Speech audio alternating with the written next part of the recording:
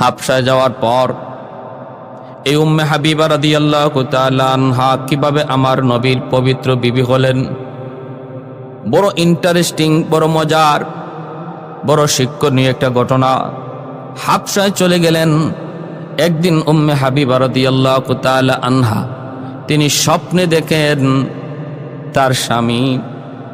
তার স্বামী ভিন্ন ধর্মে চলে গেছে। ঘুম থেকে লাফ দিয়ে উঠলেন, তার আকৃতি পরিবর্তন হয়ে গেছে। স্বপ্নে দেখেন তার আকৃতি বদলায় গেছে, মানুষের আকৃতি না। লাফ দিয়ে উঠলেন। এরপরে তিনি বুঝতে পারলেন ঘটনা সত্য। তার স্বামী খ্রিস্টান এক পাদ্রীর দরবারে আসা যাওয়া করে। কিছুদিনের ভিতরেই তার স্বামী খ্রিস্টান ধর্মে আবার চলে যায়, খ্রিস্টান ধর্ম গ্রহণ করে। উম্মে হাবিবা রাদিয়াল্লাহু তাআলা আনহা বড় চিন্তায়, পরশের পেরেশানিতে পড়ে গেলেন, যেন আসমান ভেঙে মাথায় পড়ল। অসহায় হয়ে গেলেন। যেই নবীর উপর, যেই ধর্মের উপর বিশ্বাস এনে হাবশায় হিজরত করলেন, বাবা ছাড়লেন, মা ছাড়লেন, আত্মীয় স্বজন সব ছাড়লেন, স্বামীর হাত ধরে হাবশায় আসলেন। ওই স্বামী আবার ইসলাম ধর্ম ত্যাগ করে খ্রিস্টান ধর্ম গ্রহণ করলেন। এতে করে আম্মা জানের পেরেশানি কি পরিমাণ এবার একটু বুঝেন। ওই হাবশায় তো কেউ নাই, আপনজন বলতে কেউ তো সেখানে নাই। ওই অবস্থায় তিনি কি করবেন, বড় পেরেশান। কয়েকদিন পর তার স্বামী মারাও গেলেন। এবার তিনি একদম একা। এই খবর মদিনাতুল মুনাওয়ারায় আল্লাহর নবীর কাছে পৌঁছলো। নবীজি তার অসহায়ত্বের কথা ভেবে আল্লাহর নবী হাবশার বাদশার কাছে নবীর বিয়ের প্রস্তাব দিয়ে পাঠাইলেন। বলে, আপনি উম্মে হাবিবার কাছে আমার তরফ থেকে বিয়ের প্রস্তাব দেন। হাবশার বাদশাহ লোক পাঠাইল উম্মে হাবিবা রাদিয়াল্লাহু তাআলা আনহার কাছে। দরজার সামনে কে যেন নক করলো। মা ডাক দিয়া বলতেছেন, কে? বলে, আমি হাবশার বাদশার পক্ষ থেকে এসেছি। দরজাটা খুললেন। কি খবর? বলে, খবর হলো মদিনা থেকে মুহাম্মাদুর রাসূলুল্লাহ আপনাকে বিয়ের প্রস্তাব দিয়েছেন। আম্মা জান বলেন, আমি এত খুশি হয়েছি, মনে হলো যেন আকাশের চাঁদ আমার হাতে চলে এসেছে। এতটা খুশি হয়েছি, এতটা খুশি, আকাশের চাঁদ যেন আমি পেয়ে গেছি।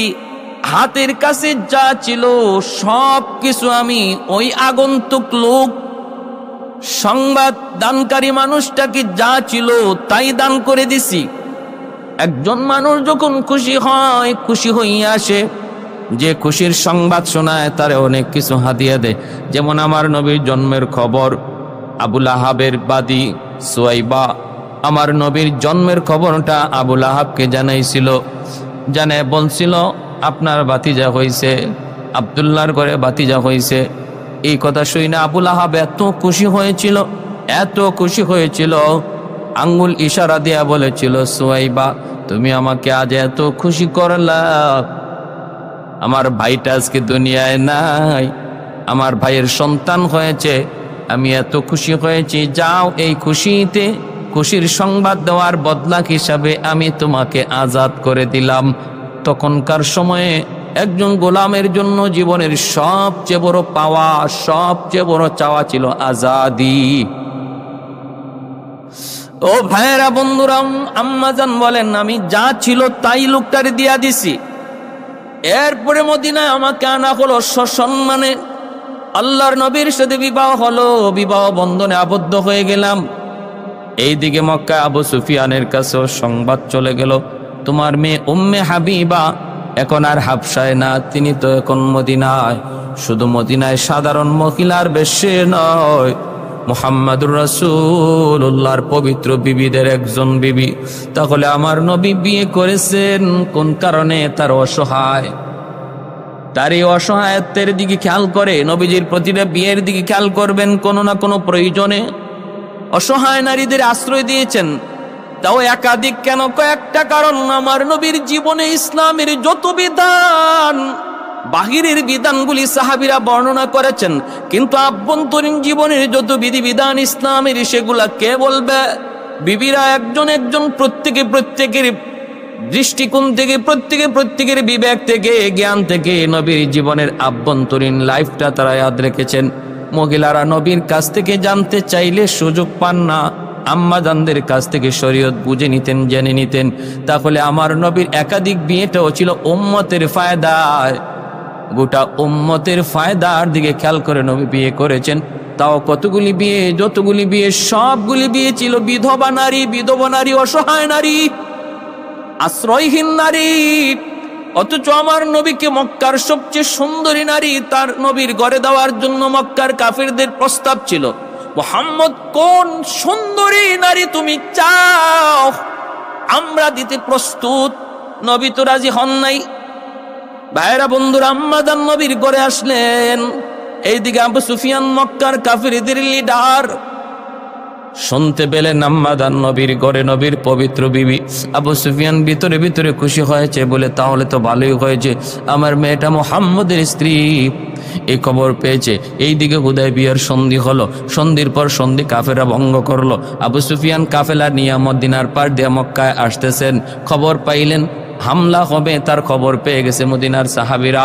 আবু সুফিয়ান ভয়ে নিজেরে বাঁচায়া মদিনার গলি দিয়ে তিনি ঢুকে গেলেন, নিজেকে আড়াল করে লুকায়া তিনি মদিনায় ঢুকে গেলেন। এইবার মদিনায় কার বাড়িতে যাবেন, কোথায় গিয়ে আশ্রয় নিবেন? সাহাবীরা যদি পায় আবু সুফিয়ানকে হত্যা করে ফেলবে, তাহলে কোথায় যাবেন? মনে পড়ে গেল আমার মেয়ে উম্মে হাবিবা তো মুহাম্মদের গড়ে, তাহলে উম্মে হাবিবার কাছে গেলে আমি আশ্রয় পাবো, আমি নিরাপত্তা পাবো।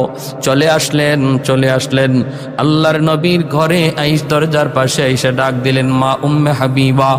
সাথে উম্মে হাবিবা রাদিয়াল্লাহু তাআলা আনহা তিনি দরজা থেকে বের হয়ে দেখেন বাবা। সাথে ঘরে নিয়ে ঢুকাইলেন। আবু সুফিয়ান বসতে চাইবেন, দেখেন বসার কিছুই নাই, চেয়ার নাই, কোনো সোফা নাই, বসার মতো কোনো পরিবেশ নাই, আছে শুধু একটা খাটের উপরে একটা চাদর। ওই চাদরটার মধ্যে আবু সুফিয়ান বসতে চাইলেন। সাথে মা উম্মে হাবিবা টান দিয়া চাদরটা উঠে ফেললেন। এইবার আবু সুফিয়ান বলতেছে, মারে আমি কি ওই চাদরে বসার উপযুক্ত নই? তুমি কি তোমার বাবাকে ভুলে গেছো? তোমার বাবার জমিদারি তুমি কি ভুলে গেছো রে মা? কত দামি উন্নত চেয়ারের মধ্যে আমি বসি, সেই কথা কি তুমি ভুলে গেছো? না রে মা, আমি কি চাদরে বসার উপযুক্ত নই? সাথে মা উম্মে হাবিবা তিনি বলতেছেন, না গো বাবা, এজন্য আমি চাদর সরাই নাই, আপনি উপযুক্ত না এজন্য আমি চাদর সরাই নেই। চাদরটা সরাইছি বাবা জানেননি, এই চাদরে কে ঘুমায়? যিনি ঘুমান তিনি হলেন পৃথিবীর শ্রেষ্ঠ মহামানব, সরওয়ারে দু জাহান, যার খাতিরে আল্লাহ কুল কায়নাত সৃষ্টি করেছে গো বাবা, তিনি তো এই চাদরে ঘুমান। অতএব এই চাদরে আমি আর কাউকে বসতে দিতে পারি না। উম্মে হাবিবা রাদিয়াল্লাহু তাআলা আনহা তিনি দেখতেছেন, বাবা বলতেছে, মা এত ভাঙ্গা ঘর, দেয়াল ভাঙ্গা, উপরে খেজুরের পাচার ছাউনি, আসমান দেখা যায়, কেমনে থাকো, কি করে থাকো এমন পরিবেশের মধ্যে? মারে একটু তুই দিল খুলে বল, একটু দিল থেকে বল, মা তুই মুহাম্মদের ঘরে কেমন আছো? মা তুমি কি সুখে আছো না কষ্টে আছো? মারে তুই জানোস না আমার মেয়েদের মধ্যে তুমি আমার কতটা মায়ার, কতটা মোহব্বতের বিদায় দিয়েছি। বাবার কাছ থেকে বিদায় নিয়ে চলে গেছো, কিন্তু তুমি যাবার পর থেকে আমি বাবা আজও পর্যন্ত আনন্দে খুশি মনে কিছু খাইতে পারি নেই। যখনই আমি কোনো খানা নিয়ে বসি, ভালো খানা নিয়ে বসলেই তোমার কথা ইয়াদ হয়ে যায়। আজ যদি আমার মেয়েটা থাকতো, আমার মেয়েটাই খানা পছন্দ করতো। বাইরে একজন মা বাবা যখন মেয়েটাকে স্বামীর হাতে তুলে দেয়, তখন বাপ মা বুঝে তার দিলের হালত, বাপ মা শুধু বুঝে তখন তার দিলের হালত, আর কেউ বুঝবে না। যেই মেয়েটাকে এতদিন আদর করে সোহাগ দিয়া তার সকল চাহিদা পূরণ কইরা, যখন যা চাইছে তাই আদর করে মেয়েকে দিয়া, এত আদর করে বড় করলাম, সোহাগ দিয়া বড় করলাম, ওই মেয়েটা যখন স্বামীর হাত ধরে চিরদিনের জন্য বাপ মার বাড়িকে পর বানাইয়া স্বামীর হাত ধইরা অচেনা জায়গাকে আপন বানায়া সে রওনা দেয়, তখন বাপ মার দিলের হালত শুধু বাপ মা বুঝবে, আর কেউ বুঝে না, আর আমার আল্লাহ জানে।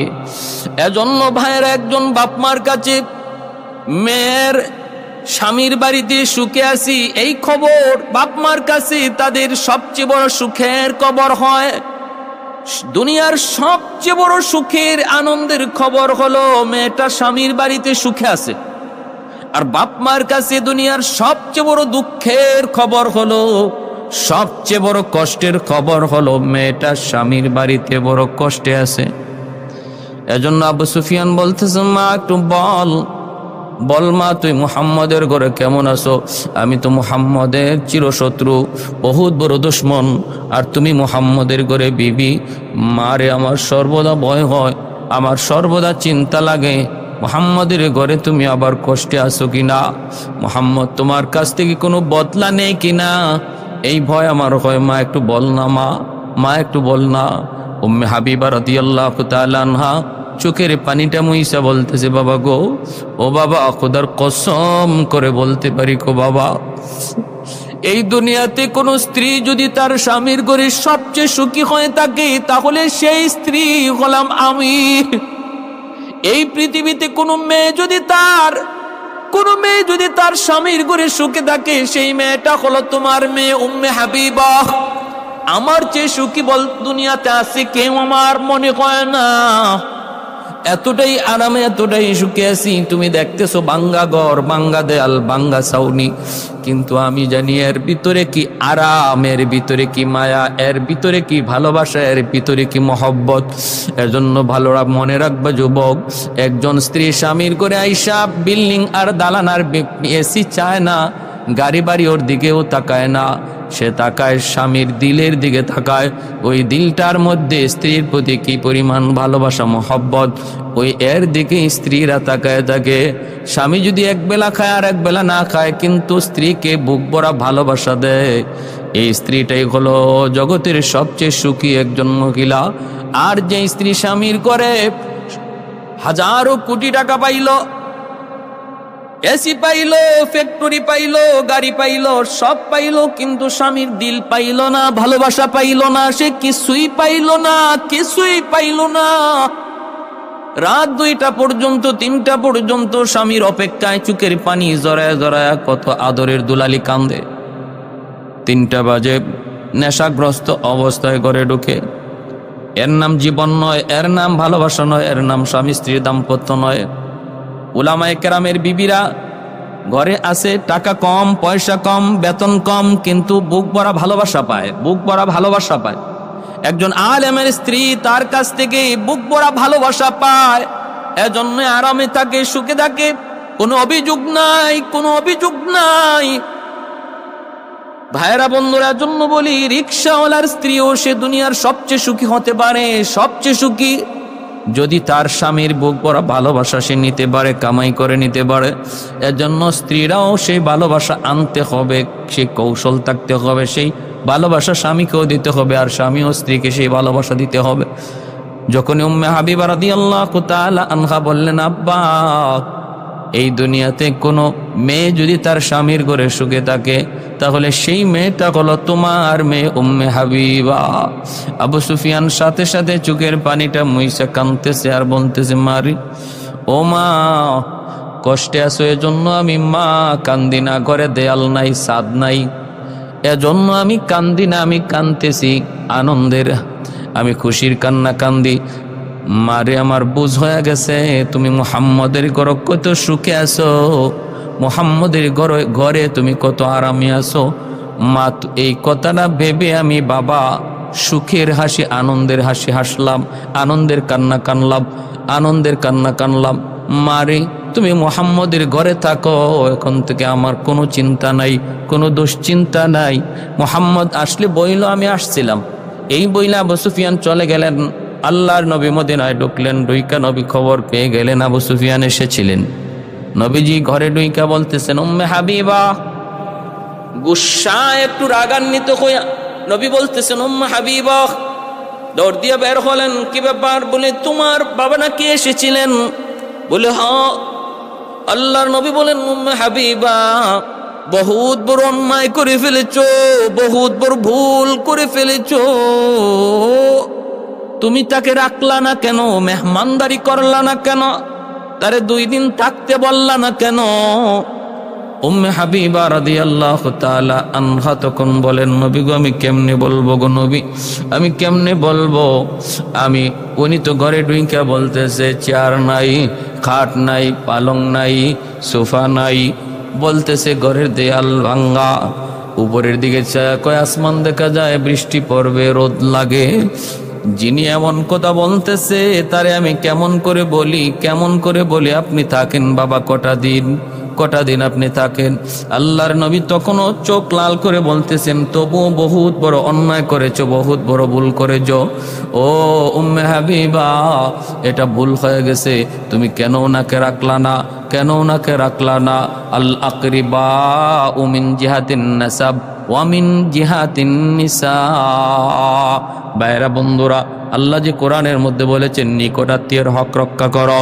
ভাইরা বন্ধুরা, আল্লামা মাহমুদ আলুসি তার রুহুল মানিতে লিখেন, আল আকরিবা বলতে নিজের বংশের নিকটাত্মীয়, আবার স্ত্রীর বংশের নিকটাত্মীয়, এই দুনো বংশের কথা আল্লাহ বলেছেন।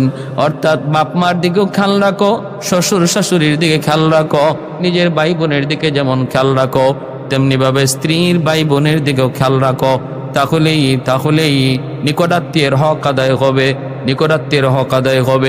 আমাদের সমাজে কিছু মানুষ এমন পাওয়া যায়, বউ নিয়ে সংসার করে কিন্তু স্ত্রীর বাড়ির কোনো খবর নাই, পাক্কা নামাজি দিনদার, মা বাবার খেয়াল রাখতেছে, ভাই বোনের খেয়াল রাখতেছে, কিন্তু শ্বশুর শাশুড়ির সাথে সম্পর্ক নাই, শালা শালির সাথে কোনো সম্পর্ক নাই, তাদের খোঁজ খবরও নাই, অথচ খবরই নাই তার দ্বারা কত বড় হক নষ্ট হইতেছে।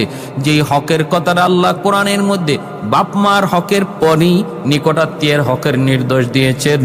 আল্লাহ হাসরের মাটি জিজ্ঞেস করবে, রে যুবক, শ্বশুর শাশুড়ির হক আদায় করলা কি করলা না? শ্যালক শ্যালিকার হক আদায় করলা কি করলা না? অভাবে ছিল তারা, তাদের দেখাশোনা করছো কিনা, খোঁজখবর নিছো কিনা? তাদের সুখে দুঃখে তাদের পাশে ছিলা কি ছিলা না? খোঁজখবর ছিল কিনা? আসা যাওয়া ছিল কিনা? এই প্রশ্ন হাসরের ময়দানে আল্লাহ তোমাকে করবে। যদি ওরা অভিযোগ দেয়, তাহলে এটা হকুল ইবাদের মামলায় আল্লাহর দরবারে তুমি আমি আসামি হয়ে যাব। আমার নবী শ্বশুর কাফের, শুধু কাফের না, লিডার, শুধু লিডার না, কট্টর বিরোধী। আল্লাহর নবীর সাথে এমন দুশ্মনী, 17 বার নবীর সাথে সরাসরি যুদ্ধ হয়েছে আবু সুফিয়ানের।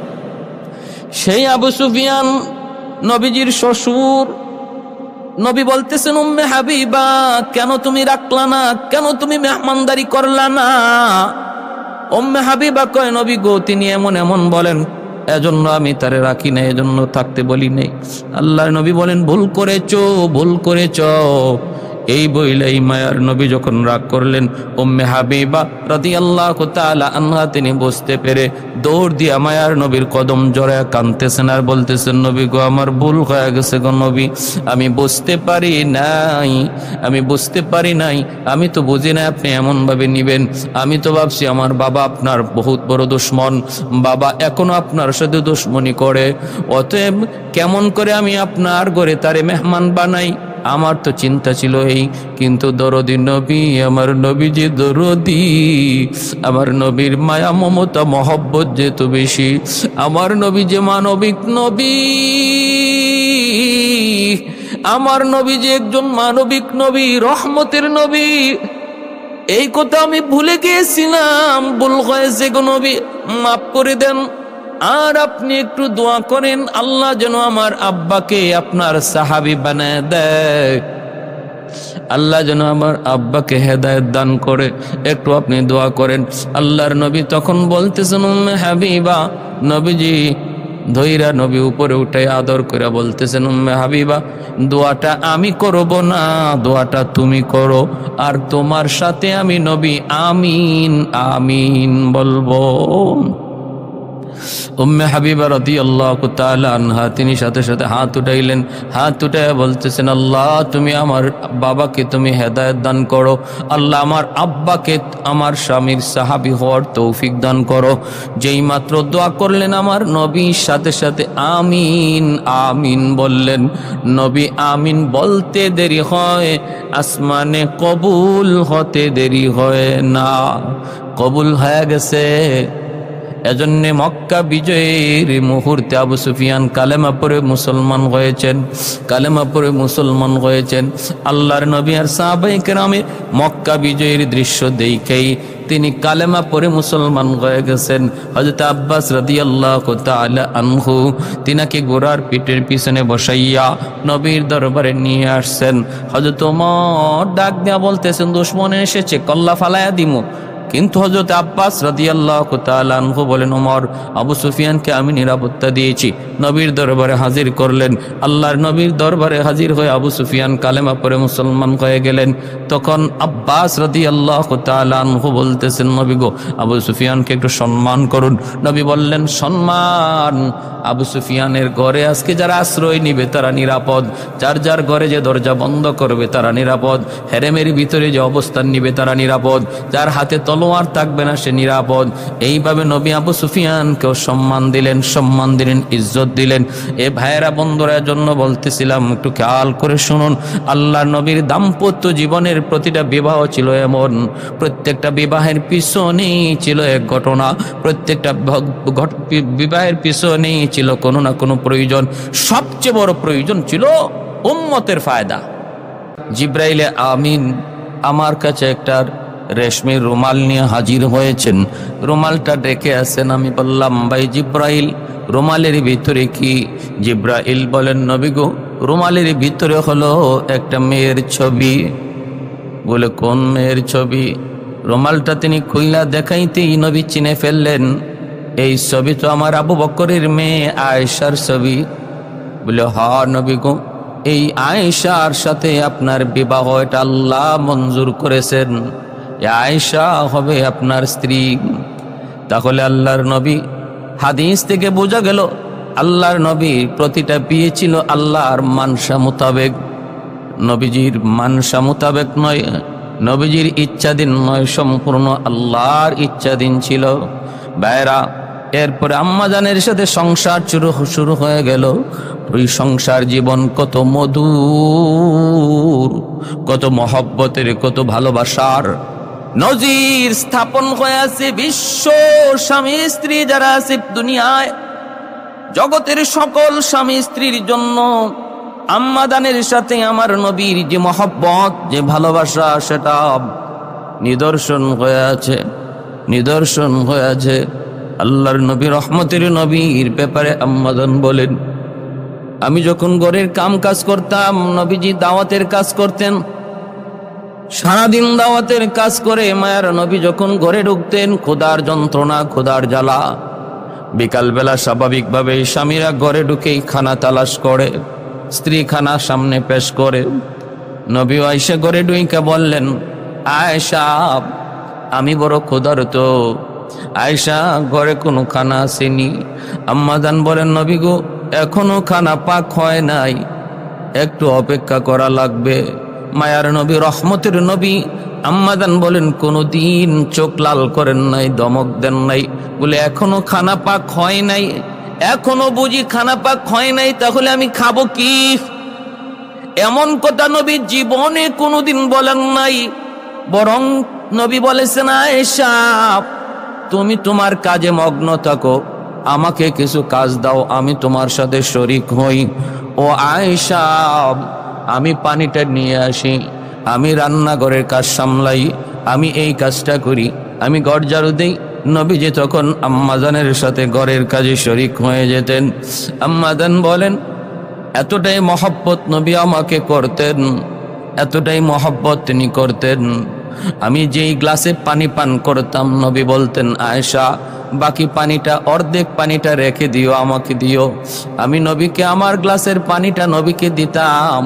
আর মায়ার নবী আমার খাওয়া পানিটা নিজে পান করতেন। শুধু তাই নয়, এমনকি গ্লাসের যেই জায়গায় আমি ঠোঁট লাগায়া পানি পান করেছি, আমার নবী ওই জায়গায় ঠোঁট লাগায়া আমাকে দেখায় দেখায়া মুচকি হেসে হেসে পানি পান করতেন।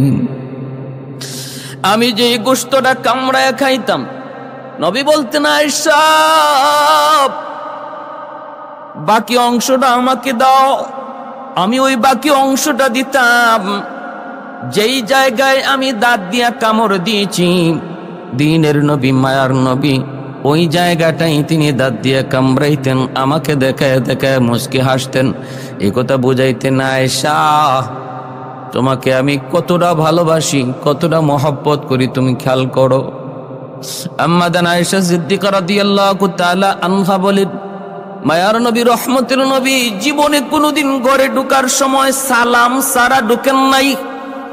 আমার নবীর জীবনের সবচেয়ে বড় দাইমি সুন্নত, নবীর জীবনের যতগুলি দাইমি সুন্নত রয়েছে এর ভিতরে উল্লেখযোগ্য একটি দাইমি সুন্নত হলো নবীজি কখনো ঘরে ঢোকার সময় সালাম দেওয়ার কথা নবী ভুলে যাইতেন না। আর নবী উম্মতকেও শিক্ষা দিয়েছেন। আম্মা জান বলেন দৌড় দিয়ে আমরা ঘর থেকে বের হতাম নবীর আওয়াজ পায়া। কেউ যায় নবীর হাত মোবারক ধরতাম, কেউ হাতে যা আছে তা নিতাম। কিন্তু যতবার নবীকে আগানোর জন্য ঘর থেকে বের হয়েছি, ততবার নবীর মুখে মুচকে হাসি দেখেছি। বাহিরের জগতে আমার নবীর উপর কত তুফান, কত তুফান, কত ঝড়, কত গালি, কত নির্যাতন নবীর উপরে না হইতো, কিন্তু নবী যখন ঘরে ঢুকতেন, বিবিদের কাছে আসতেন, বাহিরের সমস্ত পেরেশানি আর দুঃখের কথা ভুলে গিয়া মুচকে হাসি দিয়ে আমার নবী ঘরে ঢুকতেন, সালাম দিতেন।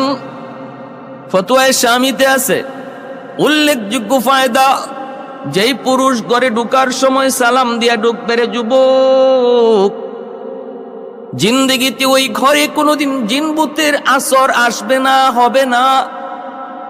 এ আমার মায়েরা খেয়াল করে শুনো, জিনভূতের আসর থেকে বাঁচার জন্য কবিরাজের কাছে দৌড়াও, হাকিমের কাছে দৌড়াও, কত বাটপার, কত জায়গায় কত ছলনা করে করে, কত ধোঁকা দিয়া দিয়া কত পয়সা তোমাদের আমাদের কাছ থেকে ছিনায় নাই।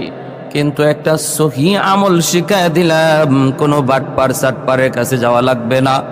ঘর থেকে যদি জিনভূতের আসর দূর করতে হয়, ঘরে ঢুকতে সালাম দিয়ে ঢুকো, অটোমেটিক ঘর থেকে জিনভূতের আসর আল্লাহ দূর করে দিবেন। 2 নাম্বার হলো এই ঘরের মধ্যে আল্লাহ পাক রব্বুল আলামিন প্রতিটা মানুষের মধ্যে মহব্বত আল্লাহ বাড়ায় দিবেন। স্বামী স্ত্রীর ভিতরে মহব্বত আল্লাহ বাড়ায় দিবেন, ভাই ভাইয়ে মহব্বত আল্লাহ বাড়ায় দিবেন, বাপ বেটার মধ্যে মহব্বত আল্লাহ বাড়ায় দিবেন। ঘরে যদি কারো কারো দূরত্ব থাকে, বেশি বেশি সালামের প্রচলন করো, অটোমেটিক দূরত্ব আল্লাহ সরায়া মহব্বত বাড়ায় দিবেন। সালামের দ্বারা মহব্বত বেড়ে যায়। দুশ্মনী যদি কারো তোমার সাথে থাকে, বেশি বেশি সালাম দাও, সালামের বদৌলতে আল্লাহ পাক তার অন্তরকে দুশ্মনী মুক্ত করে মহব্বতের অন্তর বানায় দিবেন। এজন্য বলতেছিলাম আমার ভাই, আম্মা জান আয়েশা সিদ্দিকা রাদিয়াল্লাহু তাআলা আনহা তিনি বলেন আল্লাহর নবী এতটাই আমাদের সাথে হাসি খুশি চলতেন, এতটাই হাসি খুশি চলতেন। আমি একদিন বলতেছি, নবী গো, ওই যে দেখেন হাবশি গোলামেরা, ওরা তীর ধনুক নিয়ে খেলায় মগ্ন, ঘোড় দৌড়ের প্রতিযোগিতায় মগ্ন। শুনেছি হাবশি গোলামরা খেলাধুলা করবে। শরীয়তে ওই খেলাধুলা বৈধ, যেই খেলাধুলার মধ্যে ব্যায়াম আছে, যেমন ঘোড়সওয়ার, তীর ধনুক প্রশিক্ষণ, দৌড় প্রতিযোগিতা। এছাড়া অন্য কোনো খেলাধুলা শরীয়তে বৈধ না, সব হারাম। কুল্লু লাবিন হারামুন, সমস্ত খেলাধুলা হারাম। যার মধ্যে ব্যায়াম আছে, শারীরিক পরিচর্যা আছে, সেগুলাই শুধু বৈধ। আম্মা জান বলেন, নবী গো, আমি দেখতে চাই, মন চায় আমি তাদের খেলাধুলা দেখব। নবী বলেন, আয়েশা চলো। আম্মা জানকে নিয়ে নবী বের হলেন। আম্মা জান নিজে বলতেছেন, আমি নবীর পিছনে দাঁড়াইলাম আর নবীজির পিছনে দাঁড়াইলাম। দাঁড়ায় আমার মুখটা নবীজির কাদের মাঝখান দিয়ে বের করে আমার তুতাটা নবীর কাঁধে লাগাইয়া মুখটা বের করে খেলা দেখতেছিলাম। নবীজি আমাকে খেলা দেখাইতেছেন, আমি নবীজির পিছনে, কেউ আমাকে দেখে না, আমি তো নবীর পিছনে, কিন্তু চেহারাটা কাদের মাঝখান দিয়া দেখতেছি, খেলা দেখতেছি। আমার বড় ভালো লাগতেছে, কারণ আম্মাদানের বয়স তো শিশুকাল, বাল্য বয়সে খেলাধুলার প্রতি আগ্রহ থাকাটাই স্বাভাবিক।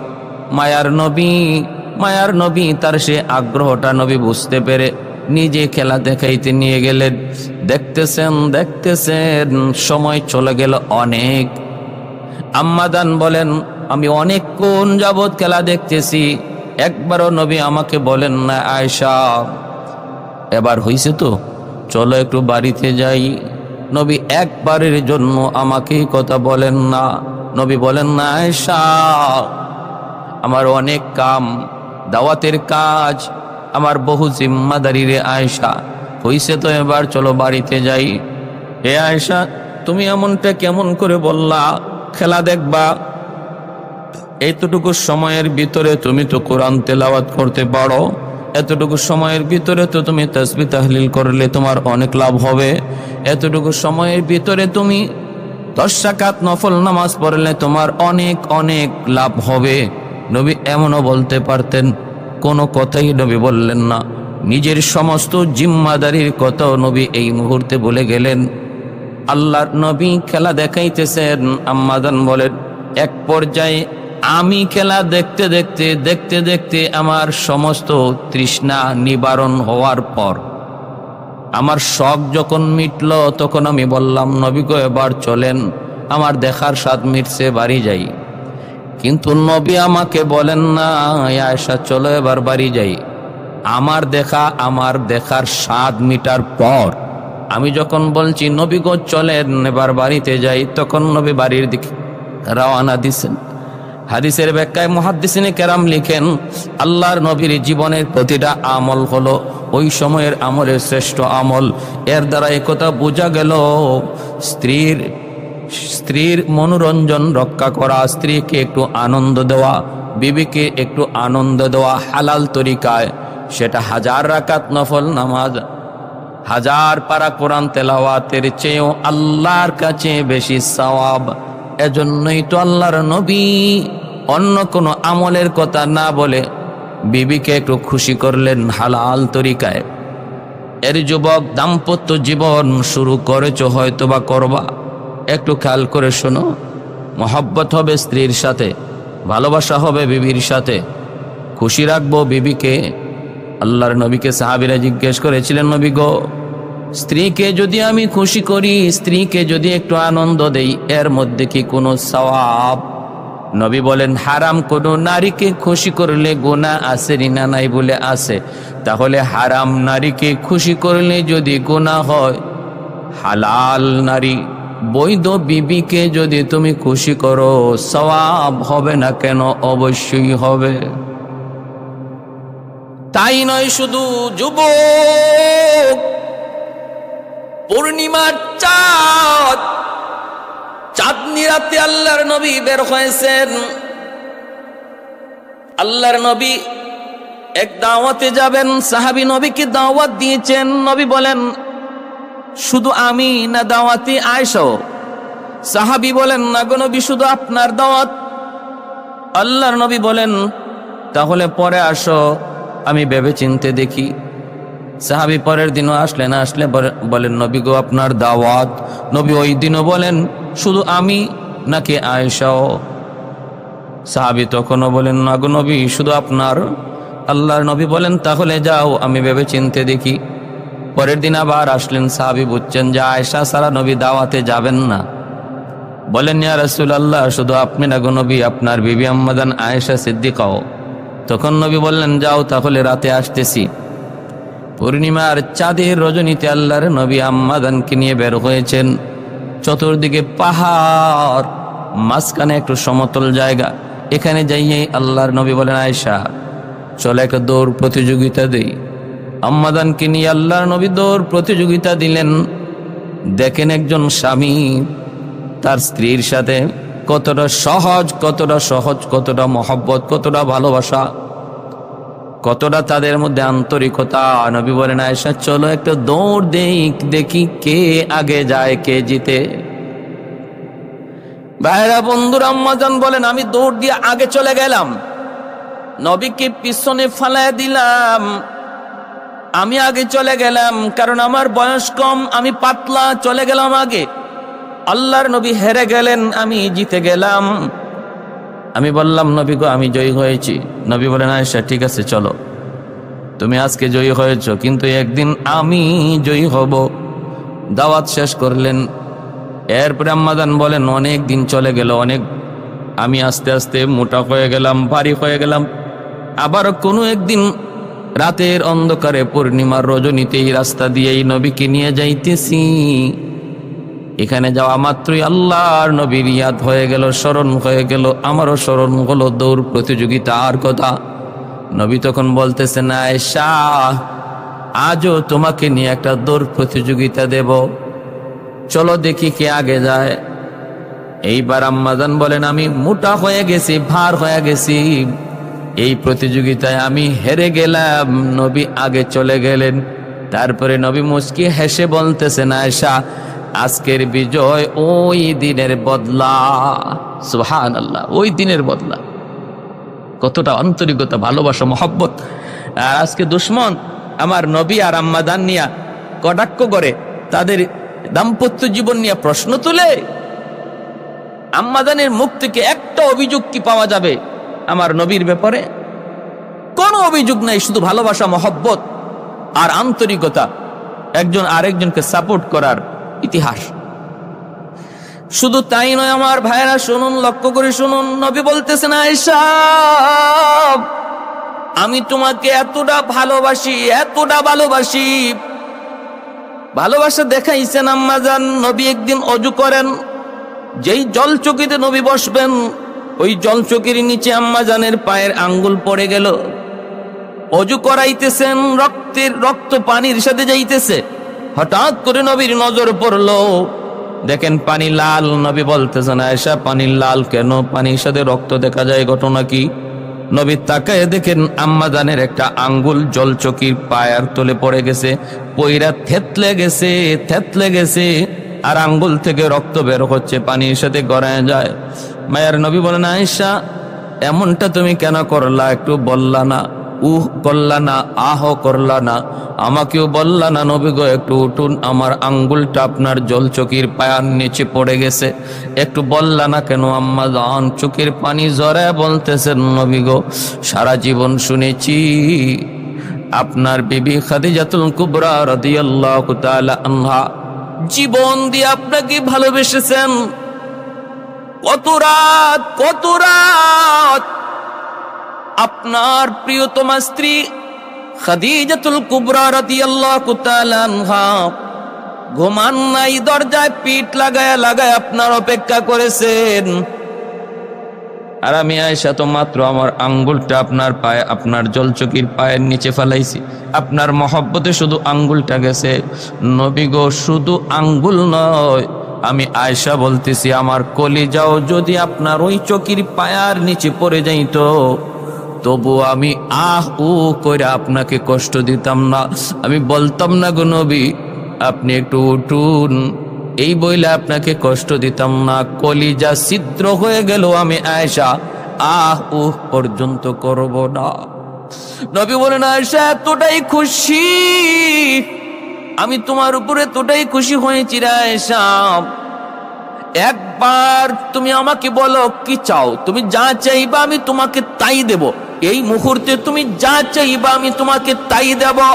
আম্মা জান অবাক হয়ে গেলেন, বলতেছেন, নবী গো আমি কি চাইবো? আমি যা চাইবো আপনি তাই দিবেন? বলে হ, তাই তোমাকে দেব, তুমি বলো তুমি কি চাও, তুমি বলো।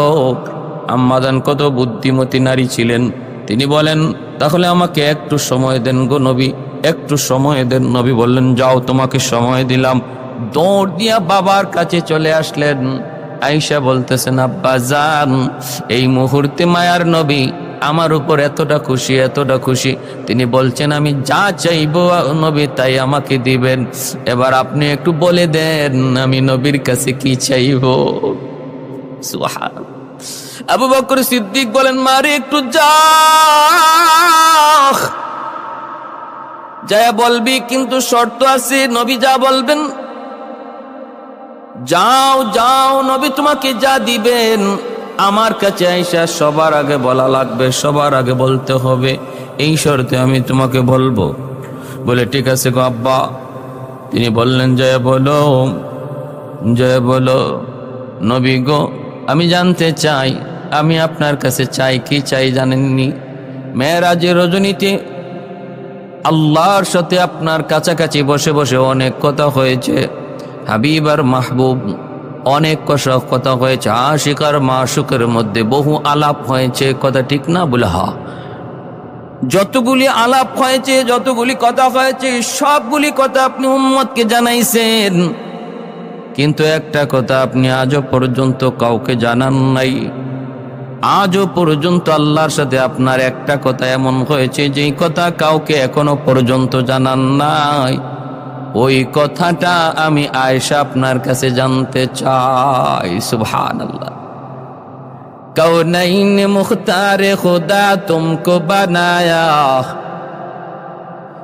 कौनैन मुख्तार खुदा तुमको बनाया, उम्मत का निगाहबान खुदा तुमको बनाया, उम्मत का निगाहबान खुदा तुमको बनाया। मौला मेरा आका मेरा रहमत की नबी है, ताजदार मदीना है तुम आहे अरबी है, ताजदार मदीना है तुम है अरबी है। अशजार ने देते हैं नबूवत के शहादत, तशकीक कमर में है तो अंगुल की इशारात, तशकीक कमर में है तो अंगुल की इशारात। আল্লাহর নবী বলতেছেন আয়েশা, এত সুন্দর প্রশ্ন তুমি নিজের থেকে বলতে পারো না, মনে হয় আমার আবু বকর তোমাকে শিখাইয়া দিছি। ঠিক আছে, আমি যখন ওয়াদা দিয়েছি তাহলে তো বলতেই হয়। আয়েশা তাহলে শোনো ওই কথাটা কি? ওই কথাটা হলো আল্লাহ আমাকে জানাইছেন যদি আমার কোনো উম্মত কোনো মানুষের বাঙ্গা মন খুশি করে, বাঙ্গা দিলটারে খুশি করে, যদি আমার কোনো উম্মত কোন মানুষের ভাঙ্গা দিল জোড়া লাগায়া দেয়, আল্লাহ পাক রব্বুল আলামিন তার উপর খুশি হইয়া একটা ফেরেশতা আল্লাহ তার জন্য সৃষ্টি করে দেন। আর ওই ফেরেশতা কিয়ামত পর্যন্ত শুধু তার জন্য প্রতিটা সময়ে সময়ে আল্লাহর কাছে দোয়া করতে থাকি এবং তাকে জান্নাতে পৌঁছায় দেয়। সুবহানাল্লাহ। তাহলে কি বুঝলাম? একজন মানুষের ভাঙ্গা মন কেউ যদি জোড়া লাগায় দেয়, কষ্টে আছে, কোন এক আঘাত পেয়েছে, আপনি তার এই আঘাতটা দূর করার চেষ্টা করেছেন, তার মনের কষ্টটা দূর করার চেষ্টা করেছেন, যে কোনো পন্থায় হোক, কাজের দ্বারা হোক, কথার দ্বারা হোক, সাহায্য করার দ্বারা হোক, তার পাশে দাঁড়ানোর দ্বারা হোক, সান্ত্বনা দেওয়ার দ্বারা হোক, যদি আপনি তার মনের কষ্টটা একটু দূর করার চেষ্টা করেন, আল্লাহ এতটা খুশি হয়। ভাইরা বন্ধুরা, এজন্য বলতেছিলাম এতটা সুসম্পর্ক মহব্বত ছিল আম্মা জান আয়েশা সিদ্দিকা রাদিয়াল্লাহু তাআলা আনহার সাথে। কিন্তু মাঝে মাঝে যে বাঁচত না তা না, একটু একটু বাজাবাজি হতো। এবার শুনেন, মনোযোগ দিয়ে শুনুন। মাঝে মাঝে যে বাজাবাজি হতো না তা না, কিন্তু বাজাবাজি হতো। স্বামী স্ত্রীর ভিতরে দাম্পত্য জীবনে একটু মনোমালিন্য, মান অভিমান হবেই, থাকবেই, সেটা নবীর সাথেও ছিল। কিন্তু ওই অবস্থায় করণীয় কি? একদম চইটা মইটা গালাগালি কইরা সংসার ভেঙ্গে দেওয়া না। আমার নবীর জীবন থেকেও আমরা এই বিষয়ে শিক্ষা পাই। শয়তান সর্বদা প্রস্তুত থাকে কখন কোন সময় জানি স্বামী স্ত্রীর ভিতরে এসে ঝগড়া লাগায়া সংসারটারে ভেঙ্গে দিতে পারে। স্বামীর মুখ দিয়া কিভাবে তালাক শব্দটা বের করাইতে পারে এই ব্যাপারে শয়তান সর্বদা উৎসুক থাকে। শয়তান পানির উপরে তার দরবার বসাইছে, আর ওই দরবারের সমস্ত চেলাদেরকে ডাকছে, ডাইকে বলে আজকের দিনে খারাপ কাজ কে কি করছো আমাকে রিপোর্ট পেশ করো। একজনে বলে আমি নামাজে যাইতেছিল, তারে কুমন্ত্রণা দিয়ে নামাজ থেকে ফিরাইছি। আর একজনে বলে আমি একজনকে দেখলাম, হ্যাঁ সে টাকা কামাই করব কেমনে এই চিন্তায় ঘুরে আমি তারে সুদের ব্যবসার চিন্তা মাথায় ঢুকাইয়া দিলাম। আমি আরেকজনকে দিয়ে ঘুষ খাওয়াইলাম, আমি আরেকজনকে দিয়ে মিথ্যা বলাইলাম, আমি আরেকজনকে দিয়ে এরকম ভাবে জিনা করাইলাম। শয়তান সবার কথা শুনে আর খালি কয় বুঝছি, এটা তো হবেই, এটা তো তোমাদের কাজই, এটা তো স্বাভাবিক কাজ করছো, এটা এমন বড় কোনো কাজ নয়। হঠাৎ করে একজন বইলা উঠছে, ওইটা কয় জাহাপনা আমি একটা কাম করছি বলে কি, আমি স্বামী স্ত্রীর ভিতরে কোনো একটা নরমাল বিষয় নিয়ে তর্ক বিতর্ক লাগাইয়া এক পর্যায়ে আমি তাদের মনের ভিতরে ওয়াসওয়াসা দিয়া দুইজনের মনের মধ্যে সন্দেহ জাগাইয়া দিয়া স্বামী মূলত এটা করে নাই, স্ত্রী সন্দেহ করেছে, স্ত্রী এটা করে নাই কিন্তু স্বামী সন্দেহ করেছে, এই জিনিসটা সৃষ্টি করে দিছে আমি। আর এক পর্যায়ে তারা চড়তে স্বামী স্ত্রীর তালাক দিয়া দিছে, সংসার ধ্বংস। ইবলিস চেয়ার থেকে লাফ দিয়ে উঠে গেল, দৌড় দিকে বুকে জড়ায় নিল, মাথায় তুইলা নাচতে লাগলো। আজকের দিনের সবচেয়ে বড় কাম তুমি করছো, সবচেয়ে বড় কাম তুমি করছো, তোমার দ্বারাই সবচেয়ে খারাপ কাজ সংগঠিত হয়েছে, সবচেয়ে বড় জঘন্য কাজ সংগঠিত হয়েছে। তাহলে দেখেন শয়তানের কাছে যতগুলা গুনাহ আছে, যতগুলা তাদের ডিউটি আর দায়িত্বের মধ্যে যত বড় দায়িত্ব তারা যেটাকে মনে করে সেটা হলো যে যদি স্বামী স্ত্রীর ভিতরে বিচ্ছেদ ঘটানো যায়।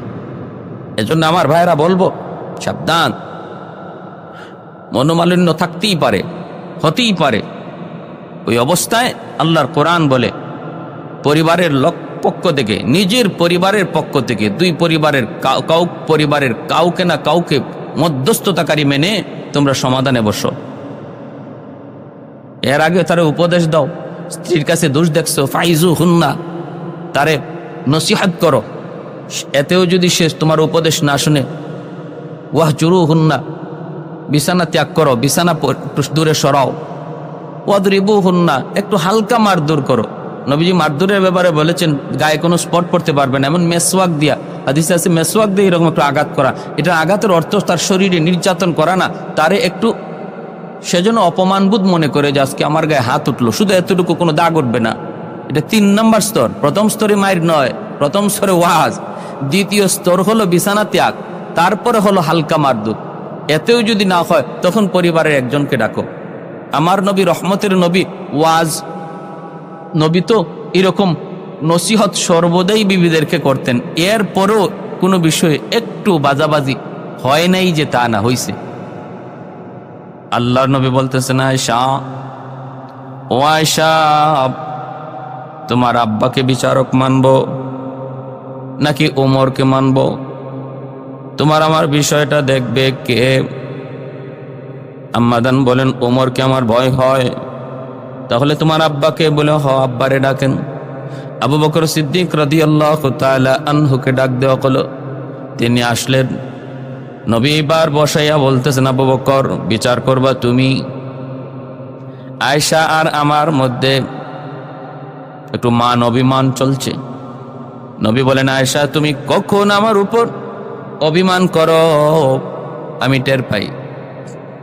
যখন তুমি আমার উপর কিছু অভিমান করো তখন তুমি বলো ইব্রাহিমের খোদার কসম, আর যখন তুমি আমার উপর খুশি থাকো তখন বলো মুহাম্মাদের রবের কসম। আবু বকর তুমি বিচার করো। এইবার নবী বলতেছেন, আয়েশা তুমি আগে বলবা না আমি আগে বলবো? আম্মাজান বলেন, আপনি আগে বলেন। আপনি আগে বলেন, কিন্তু যা বলবেন সত্য বলবেন, মিথ্যা বলবেন না। যেই মাত্র এই কথাটা বলছেন, সিদ্দিক আকবর গেছেন বিচার করতে, দুজনের সালিশি করতে, কথা শুনতে। কিন্তু আম্মাজান যেই মাত্র বললেন আপনি আগে বলেন, কিন্তু যা বলবেন সত্য বলবেন, মিথ্যা বলবেন না, সাথে সাথে ওই টাইমে একে এমন জোরে একটা চর মারলেন আম্মাজানকে চোর মারতে তিনি গুইরা নবীর পিছনে চইলা আসলেন। আয়েশা নবীর পিছনে দাঁড়ায় জড়সড় হয়ে তিনি কাঁপতেছেন। আবু বকর সিদ্দিক আবার গেলেন মারতে, আর বললেন, বেয়াদব, কি বলছো নবীর শানে? যা বলবেন সত্য বলবেন। আমার নবী জীবনে মিথ্যা বলছেন নাকি? বেয়াদব। আবার যখন মারতে গেলেন, নবীজি আবু বকরকে থামাইলেন, থামায় বলতেছেন, সিদ্দিক থামো, তোমাকে বিচার করতে, শাসন করতে আনি নাই, সালিশি করতে এনেছি। মার দূর করতে আনি নাই, সালিশি করতে এনেছি রে আবু বকর। এমনটা যদি আমি বুঝতাম তাহলে তোমাকে আনতাম না, ডাকতাম না। নবী যখন ধমক দিলেন, আবু বকর সিদ্দিক তখন দাঁড়ায় গেলেন, আর সামনে বাড়লেন না, ঘর থেকে বের হয়ে গেলেন গুসায়। নবীজি তখন আম্মাজানকে বুকে জড়ায় ধইরা তিনি আদর করতেছেন। আম্মাজান ভয়ে কাঁপতেছেন। নবী বলতেছেন, আয়েশা দেখছো, তোমার বাবার হাত থেকে আজ আমি তোমারে বাঁচাইলাম, আজ তোমারে আমি বাঁচাইলাম। এই কথা বইলা যখন নবী বুকে টেনে নিলেন, আম্মাজান মুচকে হাসলেন, নবীও হাসতেছেন। দুজনের হাসির আওয়াজ শুনে আবু বকর সিদ্দিক আবার ঘরে ঢুকে তিনিও হাসতেছেন। এইবার সিদ্দিক বলেন, মাঝে মাঝে আমাকে এইভাবে আপনারা এইভাবে ডাইকেন, তাহলে বুঝেন কি সুন্দর মহব্বত ভালোবাসা তাদের মধ্যে ছিল। বিন্দু পরিমাণ অভিমান হয়েছে, কিন্তু তালাকের পর্যায়ে কখনো উঠে নাই, সংসার ব্যঙ্গে দেওয়ার পর্যায়ে কখনো যায় নাই। এজন্য মনে রাখো যুবক, তালাক বহুত বড় খতরনাক এক বিষয়। সাবধান, তালাক দেওয়ার আগে একটু ভাবো। শরীয়ত বৈধ করেছে, কিন্তু তালাক শব্দ উচ্চারণ হওয়া মাত্র নবী বলেন আল্লাহর আরশটা কাঁপে উঠে। এটা এমন এক তীর, ধনুক থেকে বের হলে যেমন তীরকে আর ফিরে আনা যায় না, পুরুষের জবান থেকে যখন তালাক শব্দটা বের হয়, এটাও ধনুক থেকে তীর বের হওয়ার মতো, আর ফিরে আনা যায় না। রাগের বসে তালাক দেওয়ার, গুসার বসে দেও, মদ খায়া দেওয়ার, গাঞ্জা খায়া দাও, হাসি মুখে দেওয়ার, ছলনার বসে দেওয়ার, কৌতুকের বসে দাও, যে কোনো অবস্থায় তালাক শব্দটা মুখ থেকে বের হওয়া মাত্রই তালাক পতিত হয়ে যায়। এজন্য সাবধান, তালাক দেওয়ার পরে অনুশোচনা, অনুতপ্ততা কয়া কোনো লাভ নাই, কোনো অনুতপ্ত হওয়ার কোনো সুযোগ নাই। বমি করলে নবী বলেন ওই বমি যেমন আর খাওয়া যায় না, তালাক প্রাপ্তা মহিলাকে তালাক দেওয়ার পরেও তাকে নিয়ে সংসার করার আর কোনো সুযোগ থাকে না। আরে হিল্লা বিল্লা থন না, এগুলা এটা হিল্লা কইরা স্ত্রীকে আবার আনা, আল্লাহর নবী বলেন যেন সে বমি কইরা আবার নিজের বমি খাইলো, কঠিন বিষয়। এজন্য সব করতে পারো, হ্যাঁ, শাসন যা আছে তা করতে পারো, কিন্তু তালাক শব্দ মুখ দিয়ে আনবা না, কারণ এই তালাকের দ্বারা শয়তান সবচেয়ে বেশি খুশি হয়। শয়তানের যত প্রকারের শয়তানি আছে, এর মধ্যে জঘন্যতম শয়তানি হলো কোন স্বামী স্ত্রীর মধ্যে তালাক সৃষ্টি করে দাও। আমার ভাইয়েরা, বন্ধুরা, জন্য বলতেছিলাম, আসুন আমরা আমার নবী আর আম্মাজানদের মধ্যে যে কি মধুর সম্পর্ক ছিল, ওই সম্পর্কের কথা ইয়াদ করে আমাদের দাম্পত্য জীবনটাকে এইভাবে সাজাই। স্বামী স্ত্রীকে স্যাক্রিফাইস করবে, স্ত্রী স্বামীকে স্যাক্রিফাইস করবে, ছাড় দেওয়ার মনোভাব জন্মাতে হবে। ভুল হতেই পারে, মানুষ মাত্রই ভুল হবে, তার কাছে ভুল হবে একটা, কিন্তু তার কাছে গুণ থাকবে আরো 99টা। একটা থাকবে দোষ, 99টা থাকবে গুণ, 50টা থাকবে দোষ, 50টা থাকবে গুণ। তুমি গুণের দিকে খেয়াল করো, মানুষ মাত্রই ভুল। আমার ভাইয়েরা, এজন্য সন্দেহ থেকে দূরে থাকি। স্ত্রী আর স্বামীর মধ্যে আজকে সন্দেহের কারণে অধিকাংশ সংসার নষ্ট হয়ে যাচ্ছে। সমাজে অহরহ তালাক, শুধু তালাক, বেশিরভাগ মহিলাদের পক্ষ থেকে তালাক আসতেছে, মহিলারা তালাক চাইতেছে। নাউজুবিল্লাহি মিন যালিক। দুনিয়া কোথায় চলে যাচ্ছে আমার ভাইয়েরা, বন্ধুরা। এজন্য বলবো, আসুন একটু সন্তানের দিকে খেয়াল করুন, ছোট ছোট মাসুম বাচ্চাগুলার দিকে একটু খেয়াল করুন।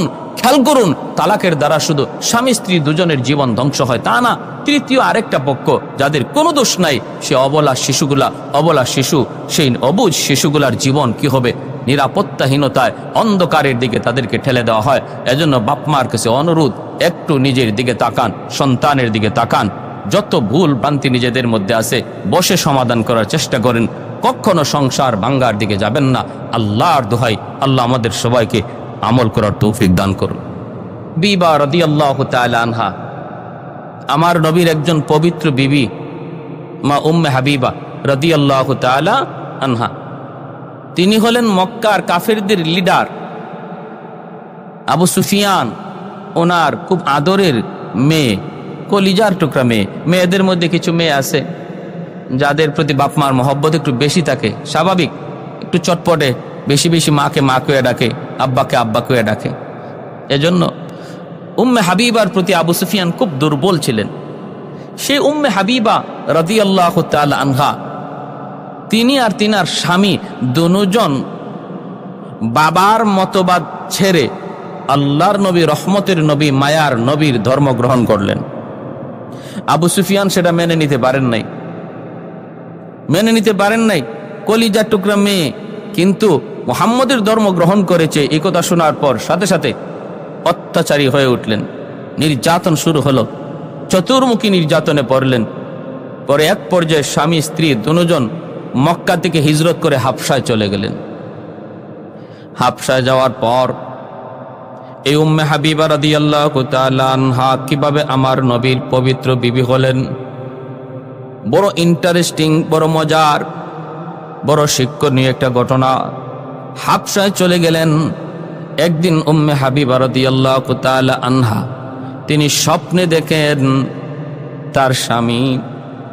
তার স্বামী ভিন্ন ধর্মে চলে গেছে। ঘুম থেকে লাফ দিয়ে উঠলেন, তার আকৃতি পরিবর্তন হয়ে গেছে। স্বপ্নে দেখেন তার আকৃতি বদলায় গেছে, মানুষের আকৃতি না। লাফ দিয়ে উঠলেন। এরপরে তিনি বুঝতে পারলেন ঘটনা সত্য। তার স্বামী খ্রিস্টান এক পাদ্রীর দরবারে আসা যাওয়া করে। কিছুদিনের ভিতরেই তার স্বামী খ্রিস্টান ধর্মে আবার চলে যায়, খ্রিস্টান ধর্ম গ্রহণ করে। উম্মে হাবিবা রাদিয়াল্লাহু তাআলা আনহা বড় চিন্তায়, পরশের পেরেশানিতে পড়ে গেলেন, যেন আসমান ভেঙে মাথায় পড়ল। অসহায় হয়ে গেলেন। যেই নবীর উপর, যেই ধর্মের উপর বিশ্বাস এনে হাবশায় হিজরত করলেন, বাবা ছাড়লেন, মা ছাড়লেন, আত্মীয় স্বজন সব ছাড়লেন, স্বামীর হাত ধরে হাবশায় আসলেন। ওই স্বামী আবার ইসলাম ধর্ম ত্যাগ করে খ্রিস্টান ধর্ম গ্রহণ করলেন। এতে করে আম্মা জানের পেরেশানি কি পরিমাণ এবার একটু বুঝেন। ওই হাবশায় তো কেউ নাই, আপনজন বলতে কেউ তো সেখানে নাই। ওই অবস্থায় তিনি কি করবেন, বড় পেরেশান। কয়েকদিন পর তার স্বামী মারাও গেলেন। এবার তিনি একদম একা। এই খবর মদিনাতুল মুনাওয়ারায় আল্লাহর নবীর কাছে পৌঁছলো। নবীজি তার অসহায়ত্বের কথা ভেবে আল্লাহর নবী হাবশার বাদশার কাছে নবীর বিয়ের প্রস্তাব দিয়ে পাঠাইলেন। বলে, আপনি উম্মে হাবিবার কাছে আমার তরফ থেকে বিয়ের প্রস্তাব দেন। হাবশার বাদশাহ লোক পাঠাইল উম্মে হাবিবা রাদিয়াল্লাহু তাআলা আনহার কাছে। দরজার সামনে কে যেন নক করলো। মা ডাক দিয়া বলতেছেন, কে? বলে, আমি হাবশার বাদশার পক্ষ থেকে এসেছি। দরজাটা খুললেন। কি খবর? বলে, খবর হলো মদিনা থেকে মুহাম্মাদুর রাসূলুল্লাহ আপনাকে বিয়ের প্রস্তাব দিয়েছেন। আম্মা জান বলেন, আমি এত খুশি হয়েছি, মনে হলো যেন আকাশের চাঁদ আমার হাতে চলে এসেছে। এতটা খুশি হয়েছি, এতটা খুশি, আকাশের চাঁদ যেন আমি পেয়ে গেছি।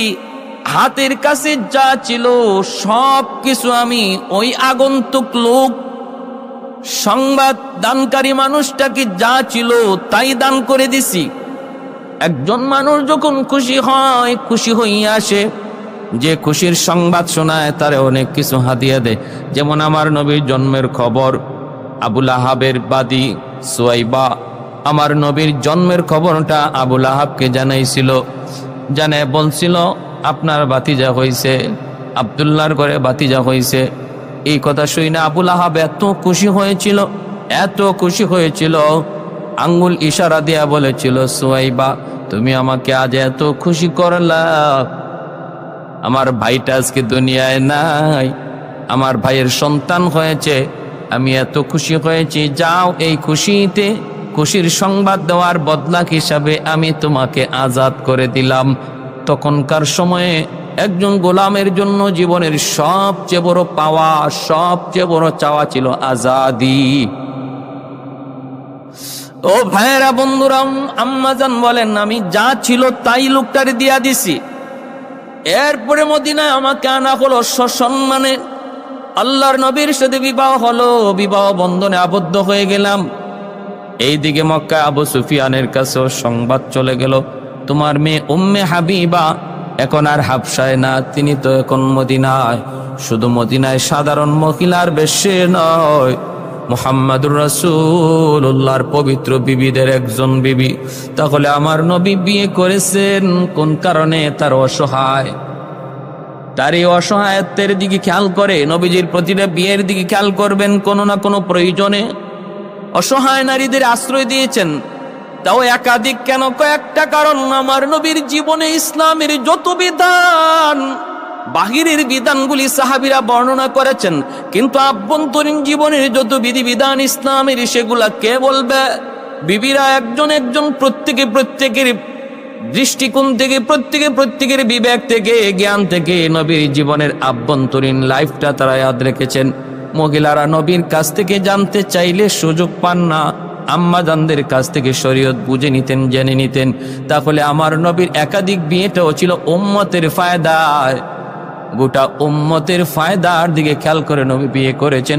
তাও কতগুলি বিয়ে, যতগুলি বিয়ে, সবগুলি বিয়ে ছিল বিধবা নারী, অসহায় নারী, আশ্রয়হীন নারী। অথচ আমার নবীকে মক্কার সবচেয়ে সুন্দরী নারী তার নবীর ঘরে দেওয়ার জন্য মক্কার কাফিরদের প্রস্তাব ছিল, মুহাম্মদ কোন সুন্দরী নারী তুমি চাও, আমরা দিতে প্রস্তুত। নবী তো রাজি হন নাই। ভাইরা, বন্ধুরা, আম্মাজান নবীর ঘরে আসলেন। এইদিকে আবু সুফিয়ান মক্কার কাফিরদের লিডার, শুনতে পেলেন আম্মাজান নবীর ঘরে নবীর পবিত্র বিবি। আবু সুফিয়ান ভিতরে ভিতরে খুশি হয়েছে, বলে তাহলে তো ভালোই হয়েছে, আমার মেয়েটা মুহাম্মদের স্ত্রী এই খবর পেয়েছে। এইদিকে হুদায়বিয়ার সন্ধি হলো, সন্ধির পর সন্ধি কাফেরা ভঙ্গ করলো।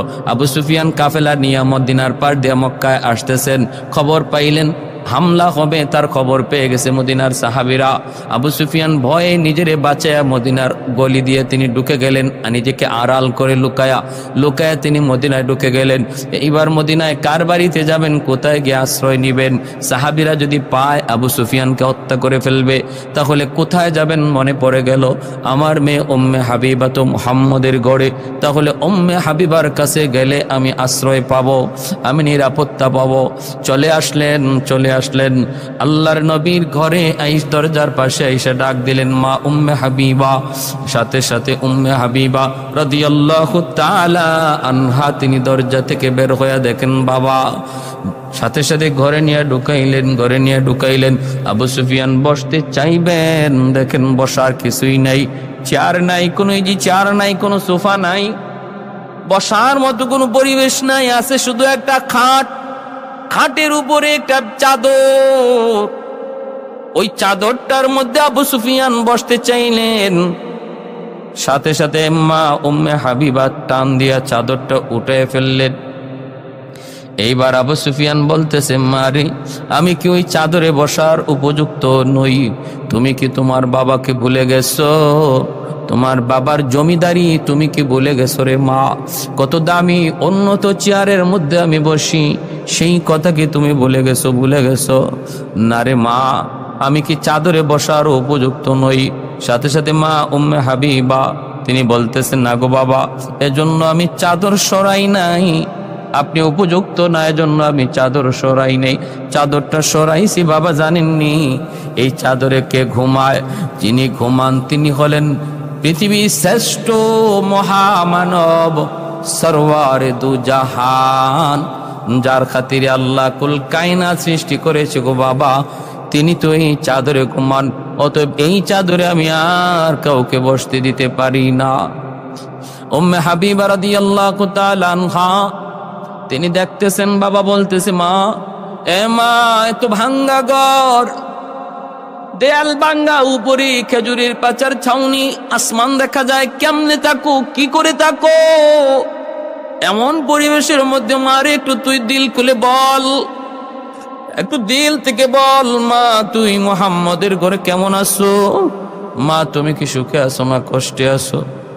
মারে তুই জানোস না আমার মেয়েদের মধ্যে তুমি আমার কতটা মায়ার, কতটা মোহব্বতের বিদায় দিয়েছি। বাবার কাছ থেকে বিদায় নিয়ে চলে গেছো, কিন্তু তুমি যাবার পর থেকে আমি বাবা আজও পর্যন্ত আনন্দে খুশি মনে কিছু খাইতে পারি নেই। যখনই আমি কোনো খানা নিয়ে বসি, ভালো খানা নিয়ে বসলি তোমার কথা ইয়াদ হয়ে যায়। আজ যদি আমার মেয়েটা থাকতো, আমার মেয়েটা এই খানা পছন্দ করতো। বাইরে একজন মা বাবা যখন মেয়েটাকে স্বামীর হাতে তুলে দেয়, তখন বাপ মা বুঝে তার দিলের হালত। বাপ মা শুধু বুঝে তখন তার দিলের হালত, আর কেউ বুঝবে না।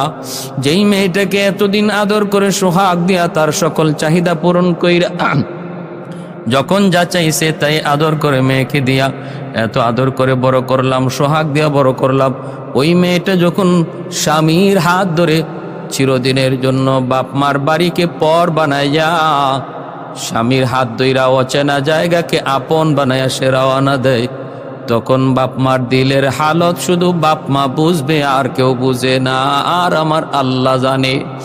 এজন্য ভাইয়ের, একজন বাপ মার কাছে মেয়ের স্বামীর বাড়িতে সুখে আসি এই খবর বাপ মার কাছে তাদের সবচেয়ে বড় সুখের খবর হয়। দুনিয়ার সবচেয়ে বড় সুখের আনন্দের খবর হলো মেয়েটা স্বামীর বাড়িতে সুখে আছে। আর বাপ মার কাছে দুনিয়ার সবচেয়ে বড় দুঃখের খবর হলো, সবচেয়ে বড় কষ্টের খবর হলো মেয়েটা স্বামীর বাড়িতে বড় কষ্টে আছে। এজন্য আবু সুফিয়ান বলতেছে, মা একটু বল মা তুই মুহাম্মদের ঘরে কেমন আছো? আমি তো মুহাম্মদের চিরশত্রু, বহুত বড় দুশমন, আর তুমি মুহাম্মদের ঘরে বিবি।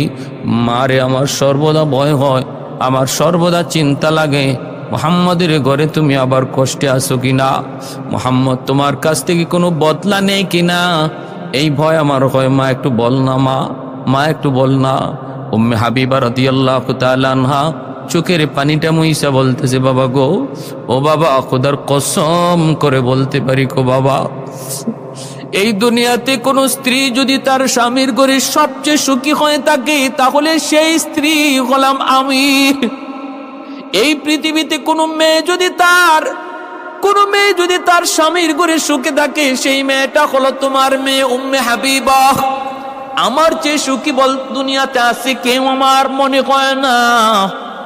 এতটাই আরামে, এতটাই সুখে আছি। তুমি দেখতেছো ভাঙ্গা ঘর, ভাঙ্গা দেয়াল, ভাঙ্গা ছাউনি, কিন্তু আমি জানি এর ভিতরে কি আরাম, এর ভিতরে কি মায়া, এর ভিতরে কি ভালোবাসা, এর ভিতরে কি মহব্বত।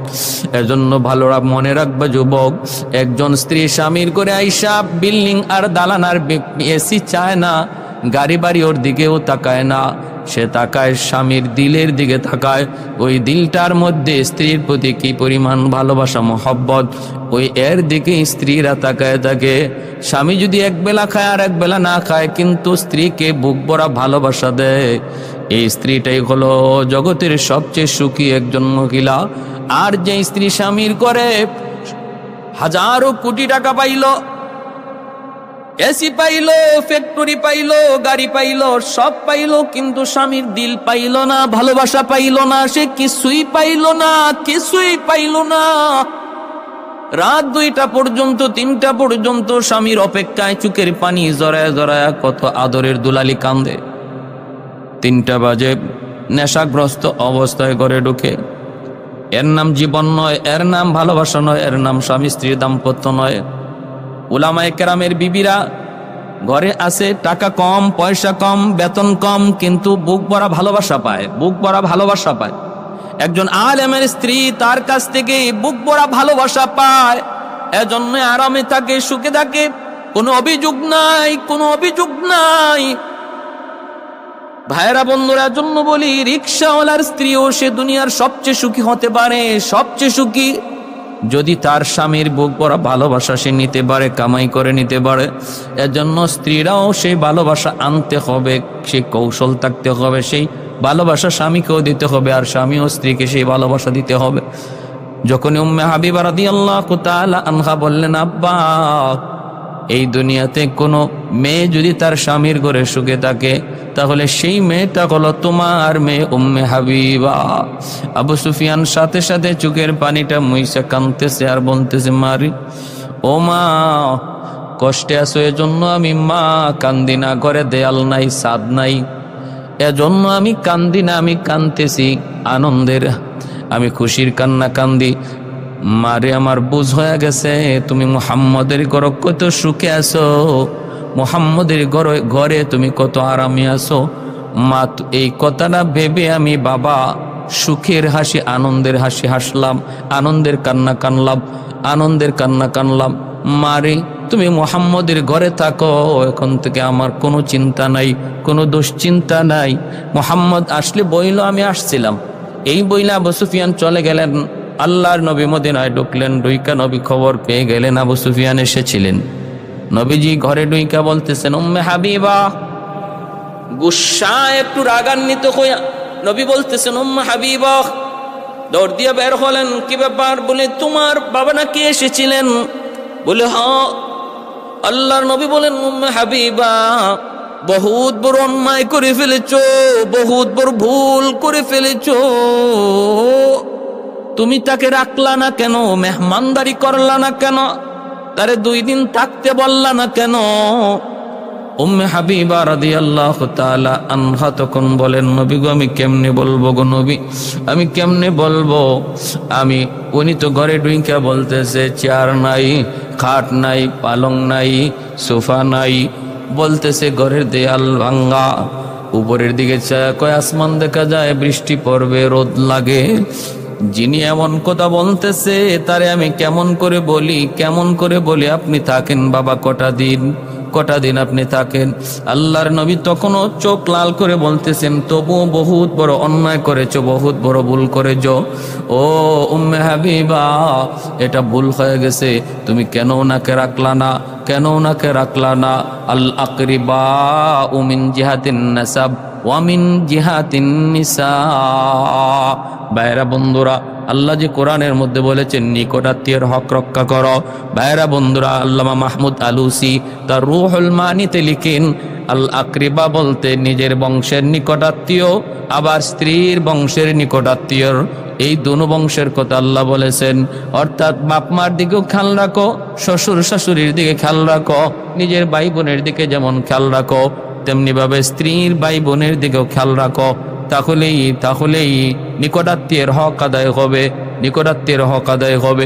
আমাদের সমাজে কিছু মানুষ এমন পাওয়া যায়, বউ নিয়ে সংসার করে কিন্তু স্বামী স্ত্রীর বাড়ির কোনো খবর নাই, পাক্কা নামাজি দিনদার, মা বাবার খেয়াল রাখতেছে, ভাই বোনের খেয়াল রাখতেছে, কিন্তু শ্বশুর শাশুড়ির সাথে সম্পর্ক নাই, শালা শালির সাথে কোনো সম্পর্ক নাই, তাদের খোঁজ খবরও নাই। অথচ খবরই নাই তার দ্বারা কত বড় হক নষ্ট হইতেছে। যেই হকের কথাটা আল্লাহ কোরআনের মধ্যে বাপ মার হকের পরই নিকটাত্মীয়ের হকের নির্দেশ দিয়েছেন। আল্লাহ হাসরের মাটি জিজ্ঞেস করবে, রে যুবক, শ্বশুর শাশুড়ির হক আদায় করলা কি করলা না? শ্যালক শ্যালিকার হক আদায় করলা কি করলা না? অভাবে ছিল তারা, তাদের দেখাশোনা করছো কিনা, খোঁজ খবর নিছো কিনা? তাদের সুখে দুঃখে তাদের পাশে ছিলা কি ছিলা না? খোঁজ খবর ছিল কিনা? আসা যাওয়া ছিল কিনা? এই প্রশ্ন হাসরের ময়দানে আল্লাহ তোমাকে করবে। যদি ওরা অভিযোগ দেয় তাহলে এটা হকুল ইবাদের মামলায় আল্লাহর দরবারে তুমি আমি আসামি হয়ে যাব।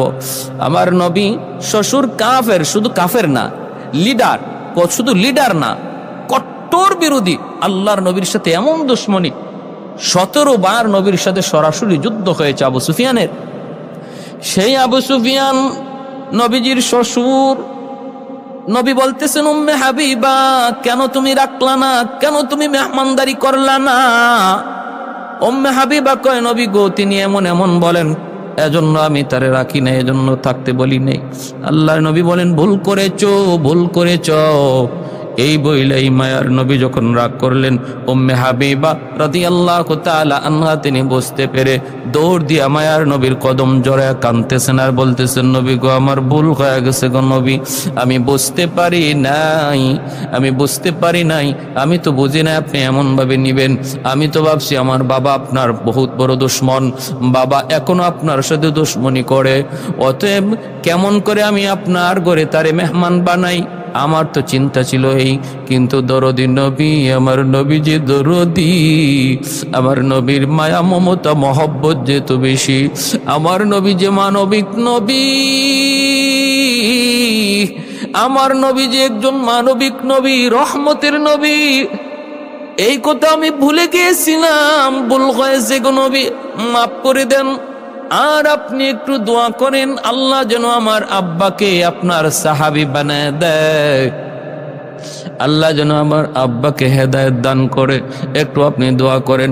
আল্লাহর নবী তখন বলতেছেন, উম্মে হাবিবা, নবীজি ধৈরা নবী উপরে উঠে আদর করে বলতেছেন, উম্মে হাবিবা দোয়াটা আমি করব না, দোয়াটা তুমি করো, আর তোমার সাথে আমি নবী আমিন আমিন বলবো। উম্মে হাবিবা রাদিয়াল্লাহু তাআলা আনহা তিনি সাথে সাথে হাত উঠাইলেন, হাত উঠায় বলতেছেন, আল্লাহ তুমি আমার বাবাকে তুমি হেদায়েত দান করো, আল্লাহ আমার আব্বাকে আমার স্বামীর সাহাবী হওয়ার তৌফিক দান করো। যেই মাত্র দোয়া করলেন আমার নবী সাথে সাথে আমিন আমিন বললেন। নবী আমিন বলতে দেরি হয়, আসমানে কবুল হতে দেরি হয় না, কবুল হয়ে গেছে। এজন্য মক্কা বিজয়ের মুহূর্তে আবু সুফিয়ান কালেমা পড়ে মুসলমান হয়েছেন। আল্লাহর নবী আর সাহাবায়ে কেরামের মক্কা বিজয়ের দৃশ্য দেখেই তিনি কালেমা পড়ে মুসলমান হয়ে গেছেন। হযরত আব্বাস রাদিয়াল্লাহু তাআলা আনহু তিনাকে ঘোড়ার পিঠের পিছনে বসাইয়া নবীর দরবারে নিয়ে আসছেন। হযরত ওমর ডাক দিয়া বলতেছেন, দুশমন এসেছে, কল্লা ফালায়া দিমু। কিন্তু হযরত আব্বাস রাদিয়াল্লাহু তাআলা আনহু বলেন, ওমর আবু সুফিয়ানকে আমি নিরাপত্তা দিয়েছি। নবীর দরবারে হাজির করলেন। আল্লাহর নবীর দরবারে হাজির হয়ে আবু সুফিয়ান কালেমা পড়ে মুসলমান হয়ে গেলেন। তখন আব্বাস রাদিয়াল্লাহু তাআলা আনহু বলতেছেন, নবী গো আবু সুফিয়ানকে একটু সম্মান করুন। নবী বললেন, সম্মান? আবু সুফিয়ানের ঘরে আজকে যারা আশ্রয় নিবে তারা নিরাপদ, যার যার ঘরে যে দরজা বন্ধ করবে তারা নিরাপদ, হেরেমের ভিতরে যে অবস্থান নিবে তারা নিরাপদ, যার হাতে তলোয়ার থাকবে না সে নিরাপদ। এইভাবে নবী আবু সুফিয়ানকেও সম্মান দিলেন, ইজ্জত দিলেন। এ ভাইয়েরা বন্ধুরা জন্য বলতেছিলাম, একটু খেয়াল করে শুনুন। আল্লাহর নবীর দাম্পত্য জীবনের প্রতিটা বিবাহ ছিল এমন, প্রত্যেকটা বিবাহের পিছনেই ছিল এক ঘটনা, প্রত্যেকটা বিবাহের পিছনেই ছিল কোনো না কোনো প্রয়োজন। সবচেয়ে বড় প্রয়োজন ছিল উম্মতের ফায়দা। সবচেয়ে বড় প্রয়োজন কি ছিল? উম্মতের ফায়দা। এই নবীর আজকে বিবাহ শাদী নিয়া দুশ্মন কালিমা লিপনের চেষ্টা করে। আরে আমার নবীর চারিত্রিক কোনো দোষ যদি থাকতো, আবু জাহেলের চেলারা আর মদিনার উবাই বিন সুলুল, আব্দুল্লাহ বিন উবাই যে মুনাফিক সর্দার, সর্বদা নবীর পিছনে লেগে থাকতো, তারা যদি চারিত্রিক কোনো দোষ পেত তাহলে তো তখনই সেটাকে ফলাও করত, তখনই সেটা বলে দিত মানুষের কাছে নবীকে ছোট করার জন্য। এজন্য নবীর আশিক নিজের জীবন দিতে পারে, কিন্তু আমার নবীর শানে আঘাত করবে সেটা সইতে পারে না। আলহামদুলিল্লাহ, সারা বিশ্বে, সারা দেশে, সারা প্রতিষ্ঠানে, স্কুল কলেজ ভার্সিটি সহ প্রতিটা আশিকের রসুলের অন্তরে নবীর ইশক আছে, এর প্রমাণ আমরা পেয়েছি। আলহামদুলিল্লাহ, প্রমাণ পেয়েছি। যখনই যে নবীর শানিয়া বেয়াদবি করেছে, ইদানিং যে বেয়াদবি করেছে বেশরমার দলেরা, আজ স্কুল কলেজ ভার্সিটির ছেলেরা যেইভাবে নবীর ইশক ভালোবাসা নিয়ে রাজপথে ছিল, প্রমাণ হয় আশিক রসুল মরে যায় নাই, আশিক রসুলরা মরে যায় নাই। নবীর সম্মান রক্ষার জন্য সর্বদা আশিক রসুল জীবন দিতে প্রস্তুত। যতদিন এই দেহে তাকে বেপরান, ততদিন গেয়ে যাব নবীজির শান। যতদিন এই দেহে তাকে বেপরান, ততদিন গেয়ে যাব নবীজির শান। নবীজি আমার জীবন মরণ, নবীজি আমার জীবন মরণ, নবীজি আমার জানের জান। যতদিন এই দেহে থাকে বেপরান, ততদিন গেয়ে যাব নবীজির শান। কেড়ে নিতে চায় যারা নবীজির মান, রুখে দাঁড়াবো তাতে যায় যাক প্রাণ। কেড়ে নিতে চায় যারা নবীজির মান, রুখে দাঁড়াবো তাতে যায় যাক প্রাণ। জানো কি তোমরা পরপারে শহীদের আছি সেরা সম্মান। জানো কি তোমরা পরপারে শহীদের আছি সেরা সম্মান। যতদিন এই দেহে থাকে বেপরান, ততদিন গেয়ে যাব নবীজির শান। আল্লাহ আমাদেরকে বুঝার তৌফিক দান করুন।